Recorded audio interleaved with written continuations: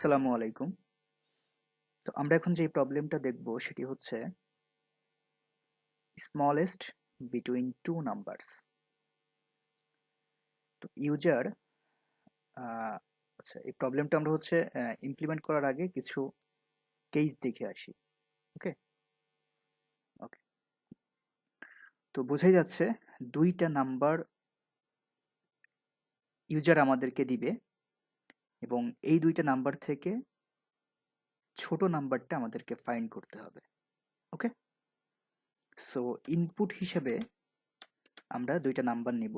Suppose number 1 নিতে পারি এবং নাম্বার 2, এই দুইটা নাম্বার আমরা ইনপুট হিসেবে নিব। তো এই দুইটা নাম্বার থেকে স্মলেস্ট নাম্বার ফাইন্ড করার ক্ষেত্রে আমাদের কি কি কেস থাকতে পারে সেটি আমরা আগে একটু দেখি। তো এরকম হইতে পারে যে নাম্বার 1 এইটা নাম্বার 2 এর চাইতে ছোট, তাই না?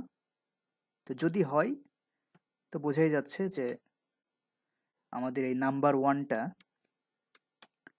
এটি হবে স্মলেস্ট। নাম্বার 1টা স্মল হিসেবে প্রিন্ট হবে যদি এই কন্ডিশনটা ফুলফিল করে। এরকম কন্ডিশন হইতে পারে নাম্বার 2 লেস দ্যান নাম্বার 1, তাহলে বোঝাই যাচ্ছে যে সেক্ষেত্রে প্রিন্ট হবে হচ্ছে নাম্বার 2 হচ্ছে স্মল, তাই না? এর বাইরে আরো একটা কেস হইতে পারে, সেটা কি? সেটা হচ্ছে এই নাম্বার 1 এবং নাম্বার 2 এই দুইটা ইকুয়াল হইতে পারে, ঠিক না? সেক্ষেত্রে আমরা প্রিন্ট করব হচ্ছে ইকুয়াল। ওকে, তো এর বাইরে কিন্তু কোনো কেস নাই। সো এবার আমরা প্রোগ্রামে দেখি। সো দুইটা নাম্বার আমরা দুইটা ভেরিয়েবল ডিক্লেয়ার করি শুরুতে, নাম্বার 1 এবং নাম্বার 2 দিয়ে।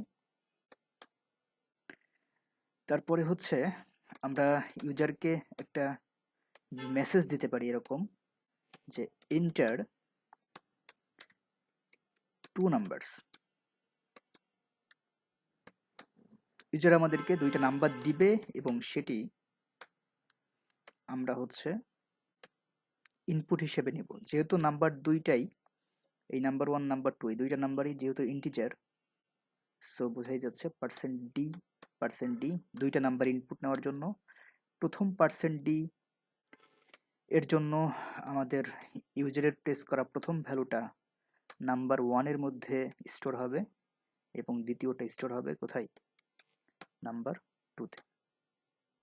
ওকে, তো ইনপুট নেওয়া শেষ। এবার হচ্ছে আমাদের কন্ডিশনগুলো দিতে হবে। সো যেটা বললাম, number 1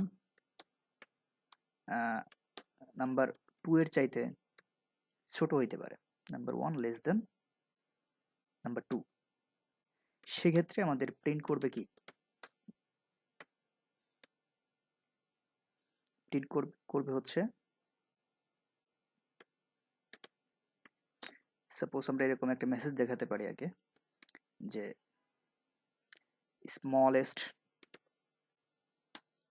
number is equals to %d backslash n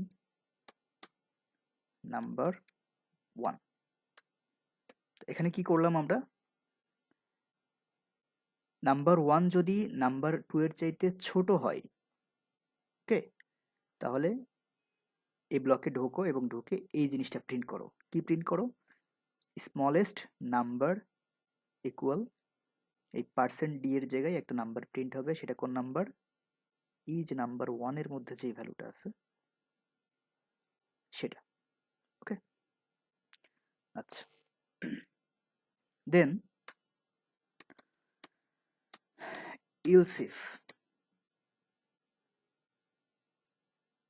ইলসিফ দিয়ে আমরা আরেকটা কন্ডিশন দিব, নাম্বার 2 লেস দেন নাম্বার 1। এবার আমরা বলতেছি কি? এবার আমরা বলতেছি নাম্বার 2 নাম্বার 1 এর চাইতে যদি ছোট হয় সেক্ষেত্রে কি প্রিন্ট করবা? এই যে এটা প্রিন্ট করবা, নাম্বার 2 প্রিন্ট করবা। ওকে, সেক্ষেত্রে নাম্বার 2 প্রিন্ট করবা। আচ্ছা,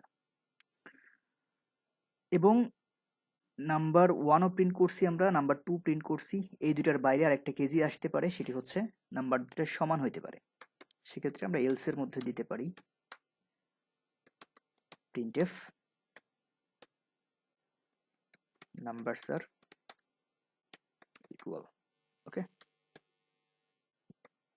ওকে, সো আমি প্রবলেমটা আর একবার একটু ডিসক্রাইব করি। যে প্রথমে আমরা হচ্ছে দুইটা ভেরিয়েবল ডিক্লেয়ার করলাম, নাম্বার 1 এবং নাম্বার 2 নামে। তারপরে হচ্ছে আমরা এখানে ইউজারকে একটা মেসেজ দিচ্ছি যে দুইটা নাম্বার আমাদেরকে দাও। তারপরে ইউজার দুইটা নাম্বার দিবে এবং সেই দুইটা নাম্বারের প্রথম নাম্বারটা আমাদের স্টোর হবে নাম্বার 1 এর মধ্যে, দ্বিতীয়টা স্টোর হবে নাম্বার 2 এর মধ্যে। ওকে, দেন আমাদের কন্ডিশন চেক হবে। তো আমরা এখানে কন্ডিশন চেক করতেছি নাম্বার 1 কি নাম্বার 2 এর চাইতে ছোট, নাম্বার 1 লেস দেন নাম্বার 2। যদি ছোট হয় তাহলে প্রিন্ট করো স্মলেস্ট নাম্বার হচ্ছে number 1। Okay, then else if এর মধ্যে আমরা আরেকটা কন্ডিশন দিছি যে নাম্বার 2 কি নাম্বার 1 এর চাইতে ছোট কিনা। যদি ছোট হয় তাহলে প্রিন্ট করো নাম্বার 2 ছোট। ওকে, আদারওয়াইজ প্রিন্ট করো কি নাম্বার দুইটা সমান, numbers R equal.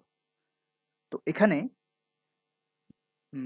Else if আমরা কেন দিলাম? আমরা তো শুধুমাত্র ইফ দিতে পারতাম, পারতাম না? অবশ্যই পারতাম, এবং এক্ষেত্রেও রেজাল্ট সঠিক দেখাতো। কিন্তু সমস্যা হচ্ছে আমরা যদি সবগুলোই ইফ কন্ডিশন দিতে থাকি তাহলে আমাদের ইফ কন্ডিশন কিন্তু প্রত্যেকটা কন্ডিশন চেক করে। ওকে, কিন্তু ইলস ইফ কন্ডিশন কি করে? উপরের কন্ডিশনটা মিথ্যা হলেই তবে ইলস ইফের কন্ডিশনটা চেক করে, এই কন্ডিশনটা চেক করে।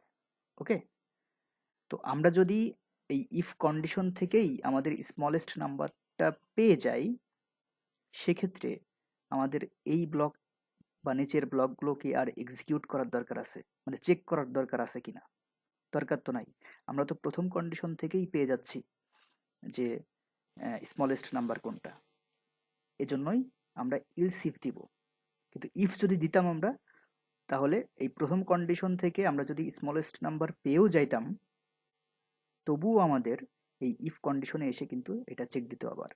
কিন্তু ইলস ইফ দেয় এটা কিন্তু আর চেক দিবে না, কারণ উপরেরটা অলরেডি ট্রু হয়ে গেছে। আর উপরেরটা যদি ট্রু হয়ে যায় তাহলে ইলস ইফ আর চেক দিবে না। ওকে, যদিও আমরা ওটা মানে শুধুমাত্র ইফ দিলে এই কন্ডিশনটা যদিও ফলস হতো, প্রিন্ট হতো না, বাট তবুও তো চেক তো দিত, ঠিক না?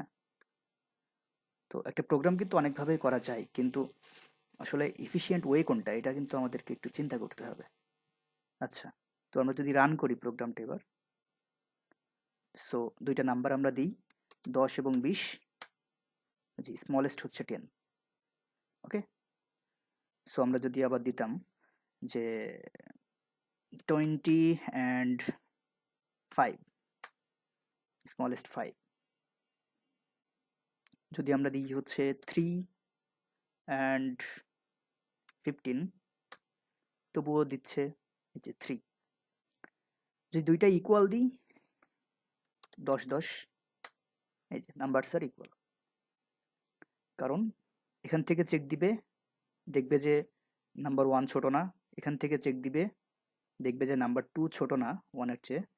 দেন এই উপরের দুইটা কন্ডিশন যখন ফেল করবে তখন এই ইলসের মধ্যে এসে এই নাম্বারস আর ইকুয়াল এটা প্রিন্ট করবে।